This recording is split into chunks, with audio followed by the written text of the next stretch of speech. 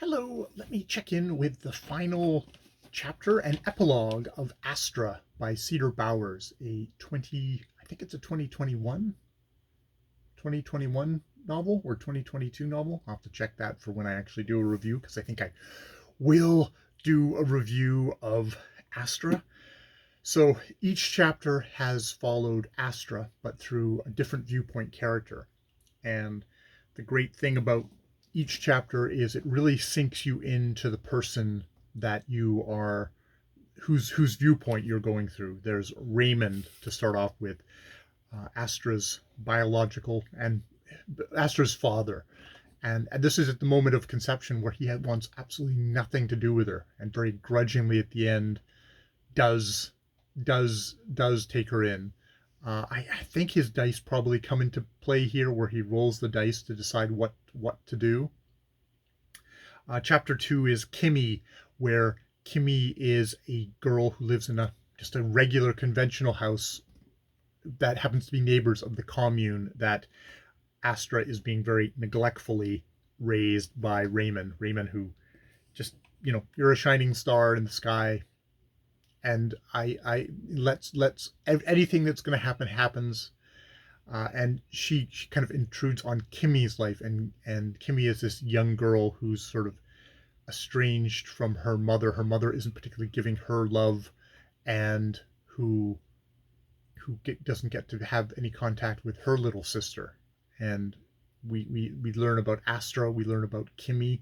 Kimmy has a little bit of her own kind of a very youthful kind of realization of what she needs from her mother and from her little sister. Chapter 3 is Clodagh, one of the women of the commune who's ended up back there, and is quite horrified to see Astra being sexualized by the remnants of the commune, which is a bunch of dudes who they've driven away all the women because they're dudes, and it's the whole thing of free love just means they get to do what they want to do, but it's got nothing to do with actually respecting women, having them be equal partners in some kind of venture. And that seems to be what really, that and Raymond's just complete detachment from everything and not making any decisions except through his dice does.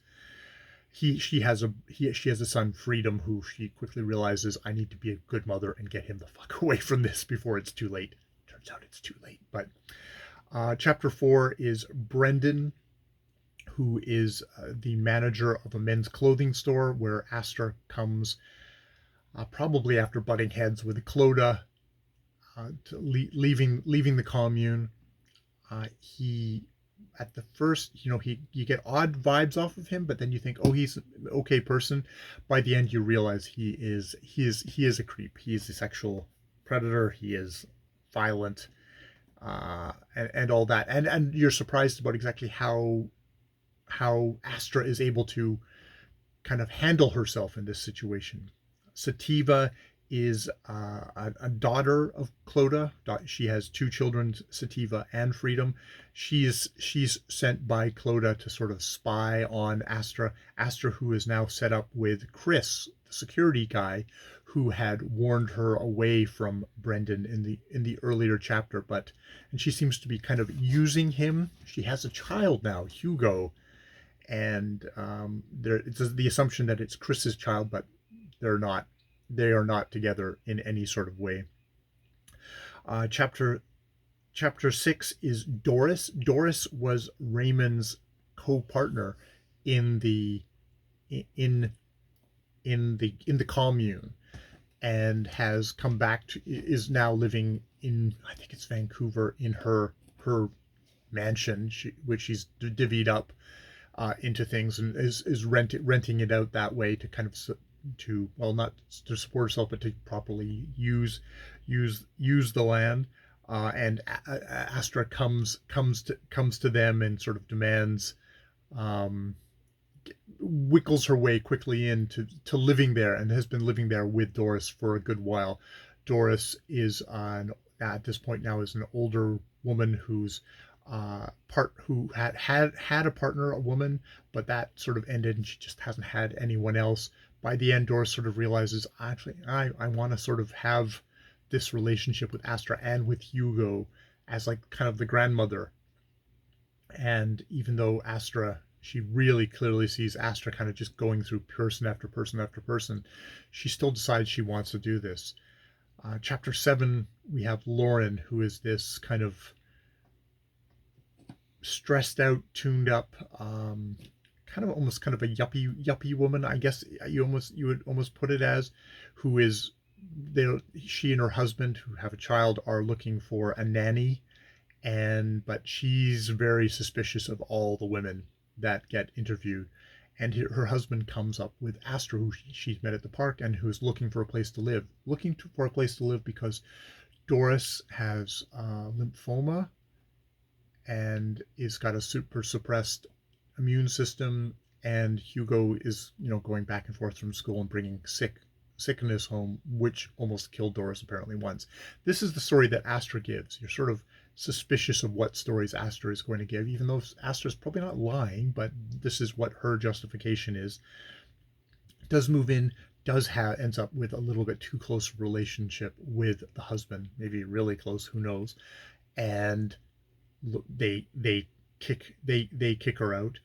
Chapter 8, Astra is being driven to a counseling session with her soon-to-be husband, and she will not open up at all to Nick and Brent, the husband. Nick, who's like frustrated, and it's funny because it's constantly in these chapters you get more and more in this person's head, and you start agreeing with them more and more, and then by the end there's a bit of a flip and you go, oh wait a minute, he's not just an attentive husband, he's like a controlling, angry husband. He's that kind of pattern that Astra's had in her life. And there's a really uncomfortable counseling session, which at first you think, oh, poor Nick is being ambushed, and then you think, oh, maybe Astra is using this to extricate herself from a bad relationship. Chapter 9 is Dom, which the Fast and the Furious crossover. It's like, no, this is Freedom, and he is Freedom has changed his name to Dom, is working as a financial advisor, and he's quite well off, but he's living alone, and lives so alone. There's a real emblematic thing of him seeing an older man walking his dog, and him saying like, oh, that guy, he's all alone, he's just got his dog, and they go for walks. He tries to be friendly and wave to the guy and stuff like that, but the guy just ignores him all the time. He just really seems like really unfriendly. And what should happen but Hugo shows up. Hugo, who we've learned throughout the thing is actually his son. His son with Astra, which they've agreed. Freedom didn't like, sort of like Raymond, didn't want his own, didn't want a child, and Astra sort of agreed, and they separated. And part of it is you think Astra just wanted this child all to herself, as kind of her. It's the longest relationship. She's probably longest continuous relationship she's actually had in this book. And Hugo, at least, is reported as suffering from anxiety and stuff like that. But he's just a complete little shit through a lot of the thing. He's just always on his phone. He just goes to his room. He plays on his video games for this whole week that he is with Dom, where Dom has taken the time off work and is hoping to do stuff with him. And he's asked Dom not to tell Astra he's there. Finally, because I think he gets a message from Astra saying like, we don't know where he is, kind of worried. He does reach out to her, and they have a talk. And he says like, yeah, don't tell him I called. I'm gonna try and be separate, because like with Astra, whenever you try and be too close to him, he withdraws. It freaks him out, and he withdraws. And they actually get the opening of kind of a relationship, of a new kind of relationship, of being things. And he's going back. He has a girlfriend, Miranda, who is sort of his opposite in a lot of ways. Maybe good for him, maybe just a kind of a crutch. I guess we'll see. That you can think of it as both ways. Chapter 10 is Hugo. Hugo now a couple of years on where he and Miranda have gotten together, that, you know, they've gotten married and they've had a child. And the occasion of this chapter is him going over to see Astra after a long period of just not having any contact whatsoever.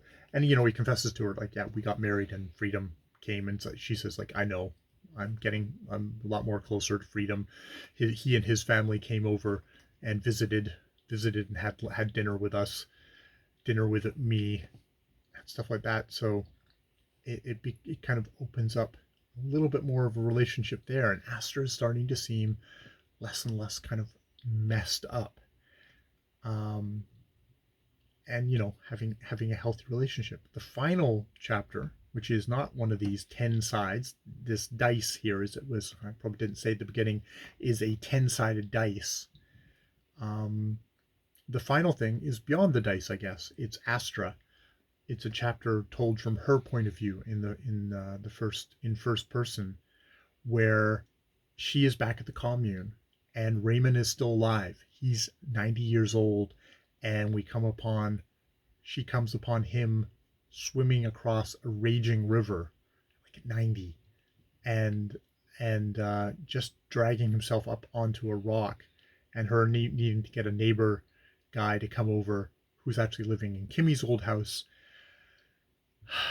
and they bundle him up. He gets taken away in the hospital, and he gets getting put in extended care, where he doesn't recognize her anymore. When she pulled up, just doesn't recognize him at all.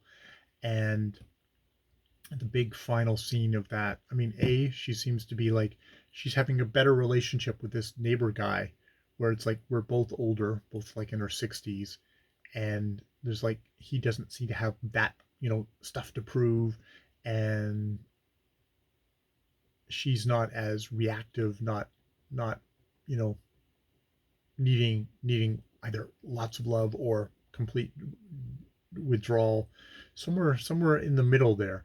But she also just has a conversation with Raymond, like they've got him maybe on better meds.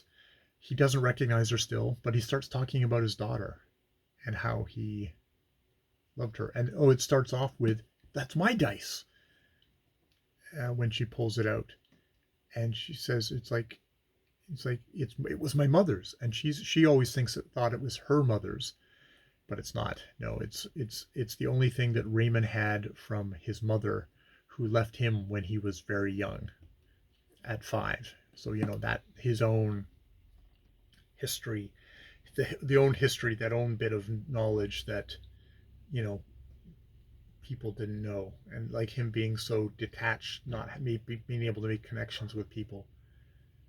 So yeah, it has quite a beautiful ending, which actually I'm going to re listen to some of it before I do my final thing on it. But yeah, it's just, I love how the book makes this transition in each chapter between, you think it's this kind of person to that kind of person. They have this view of Astra, to you think, oh, maybe this isn't quite the accurate review, or you get more information about who the viewpoint is. It changes your view of Astra. So yeah, okay, I'm going to leave it there because somebody's coming to rip up stuff. More videos later.